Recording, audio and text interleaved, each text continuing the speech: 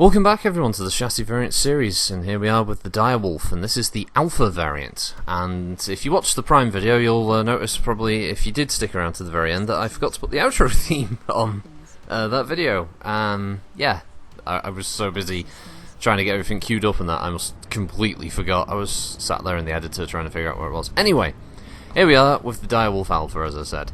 This is my personal favourite of them, despite the fact that it's probably not the most well equipped by comparison.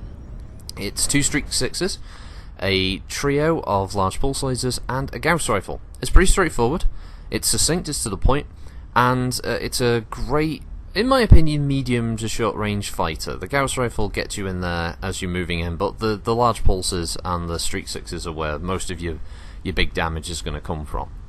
And I've always enjoyed running this one by comparison. It's a fun mech. And it's not the most well armed though, hardpoint wise. I'll be honest. It's 3 energy, which is in the right arm. It has a Gauss rifle in the left arm, and so 1 ballistic, and the 2 missile hardpoints in the left torso. And it has an AMS system, which way back in the day, PGI didn't put AMS systems on every single mech, only the ones that actually came with them. Whereas later releases, such as for instance the Supernova, every single Supernova has AMS.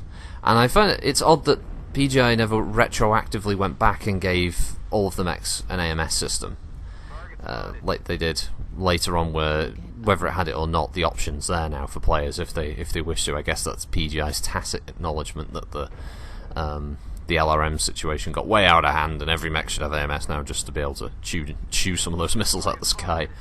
So yeah, I really enjoy this one. There's not really much of a kind of background knowledge on this.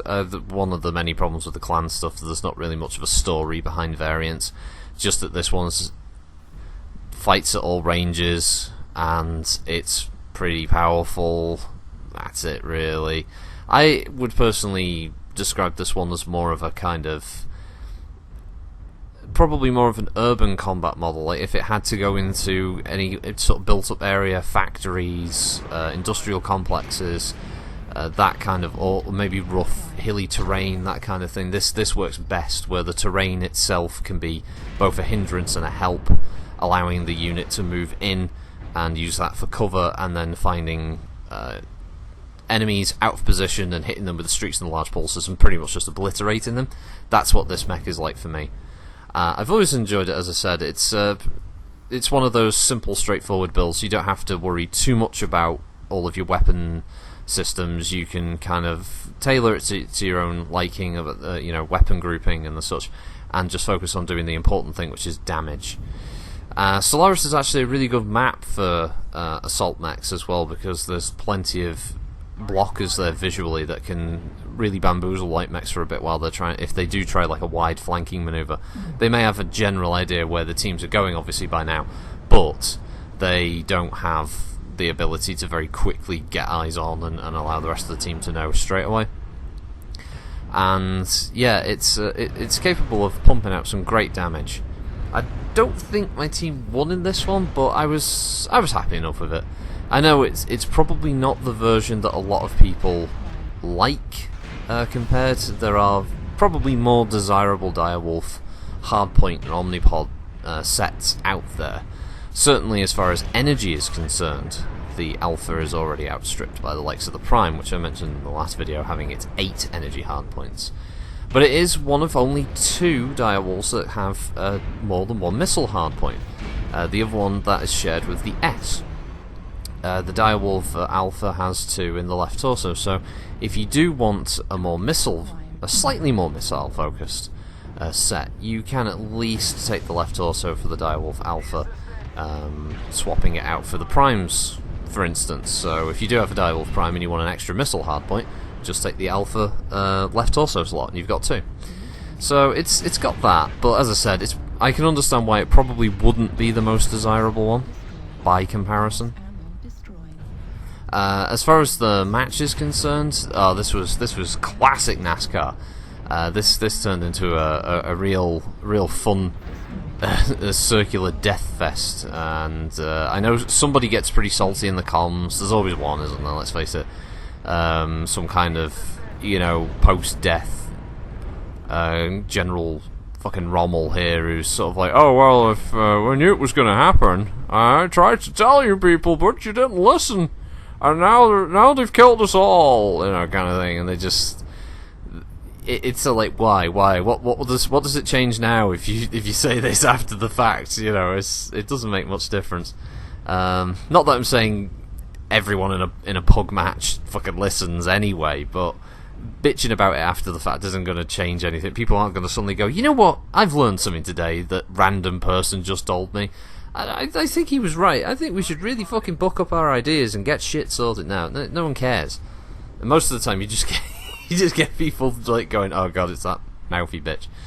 So yeah, it was classic NASCARing. Yeah, this is why I was walking back, because I was thinking, oh, if they come up behind me, at least I'll be looking at them before they kill me.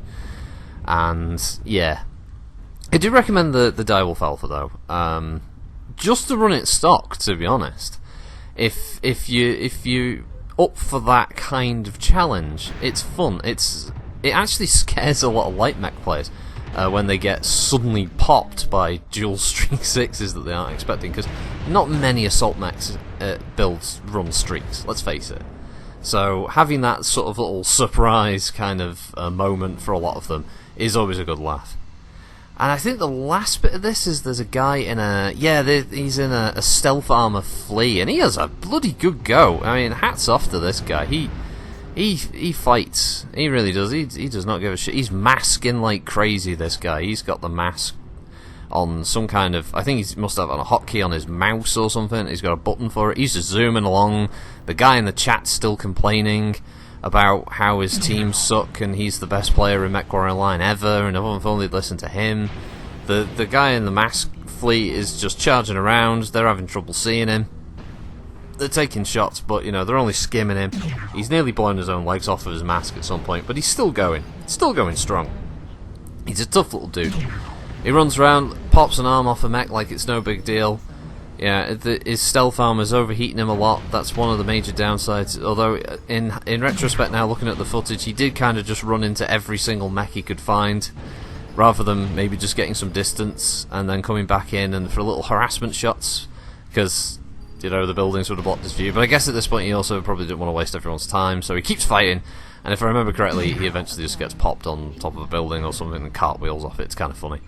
But yeah, I'll leave you with that one. That was the Direwolf A. It's fun, in the sun, and you know, when you want to lie shipwrecked and comatose, drinking fresh mango juice. Bye!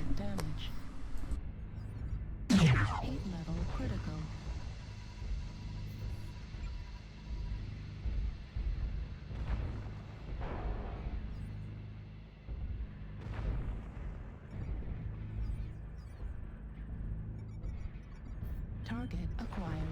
Warning incoming.